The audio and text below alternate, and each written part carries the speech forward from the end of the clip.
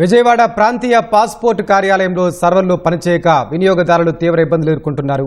సాంకేతిక సమస్యపై ముందస్తు సమాచారం లేకపోవడంతో దూర ప్రాంతాల నుంచి వచ్చిన వారు తీవ్ర ఇబ్బందులు పడుతున్నారు. మరింత సమాచారం మా ప్రతినిధి సాయికృష్ణ అక్కడి నుంచి ప్రత్యక్ష ప్రసారం అందిస్తారు.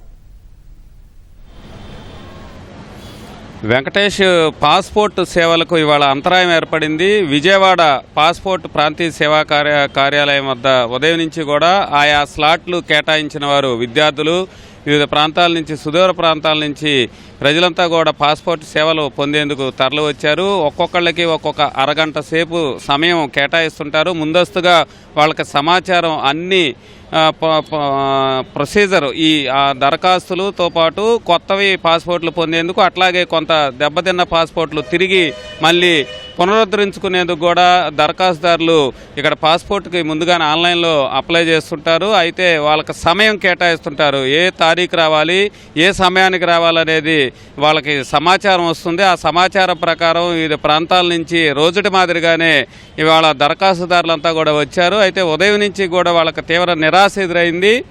సర్వర్లు మొరాయించడంతో పూర్తిగా ఇవాళ సేవలన్నీ కూడా నిలిచిపోయాయి. రాయలసీమ నుంచి, అట్లాగే ఉత్తరాంధ్ర వైపు నుంచి, ఉమ్మడి కృష్ణా, గుంటూరు, నెల్లూరు వివిధ ప్రాంతాల నుంచి కూడా పాస్పోర్ట్ సేవా కేంద్రానికి తరలి వచ్చారు. వారంతా కూడా ఇప్పటి వరకు పడిగాపులు పడ్డారు.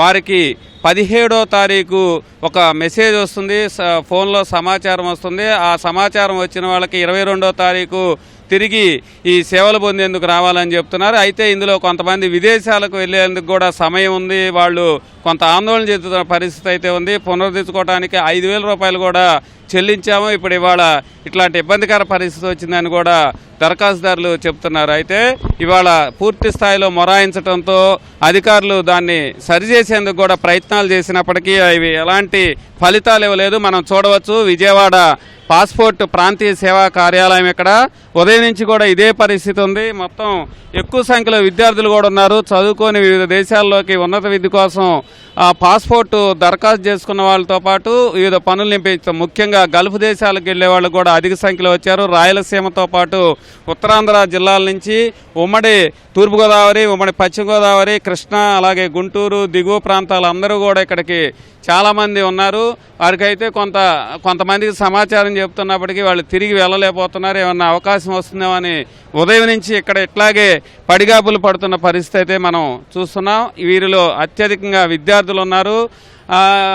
చాలా డబ్బులు అయితే కట్టాం, మనకు ఒక సమయం ఇస్తారు, ఆ సమయం ప్రకారం వచ్చాం, మళ్ళీ తిరిగి వెళ్ళాలంటే చాలా ఖర్చులు అవుతాయని కూడా వాళ్ళు కొంత ఇబ్బందికరమైన పరిస్థితి అయితే ఇక్కడ ఎదుర్కొంటున్నారు. ఇది ఎప్పుడు అవుతుంది, రేపు కూడా అవుతుందా లేదా అనేది కూడా ఇంకా తేలాల్సి ఉంది. అధికారులు అయితే 17వ తారీఖు సమాచారం వస్తుంది. ఆ సమాచారం వచ్చిన తర్వాత 22వ తారీఖు పొందేందుకు అవకాశం ఉందని అయితే వాళ్ళకి ఇప్పటివరకు ప్రాథమికంగా సమాచారం ఇచ్చారు. ఇంకా కొంతమంది ఇక్కడే పడిగావులు పడుతున్న పరిస్థితి అయితే ఉందమ్మా.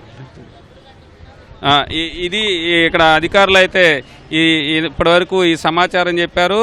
చాలా సంఖ్యలో, కేవలం ఒక అరగంటకి స్లాట్లు మారిపోతుంటాయి. ఆ స్లాట్లోనే వాళ్ళు ఇచ్చిన సమయానికి తప్పనిసరిగా ఇక్కడ హాజరు కావాల్సి ఉంటుంది. ఆ సమయానికైతే వచ్చారు. ఉదయం నుంచి కూడా ఒక్కొక్కరు అరగంటకి క్రమంగా పెరిగిపోయారు. కానీ ఇవాళ మాత్రం ఎలాంటి పాస్పోర్ట్ సేవలు పొందకపోవడంతో చాలామంది సుదూర ప్రాంతాల నుంచి వచ్చిన వారు నిరాశగా వెనుదిరుగుతున్న పరిస్థితి విజయవాడ పాస్పోర్ట్ సేవా కేంద్రం వద్ద ఉంది. కెమెరామెన్ భాస్కర్తో సాయికృష్ణ, ఈటీవీ న్యూస్, విజయవాడ.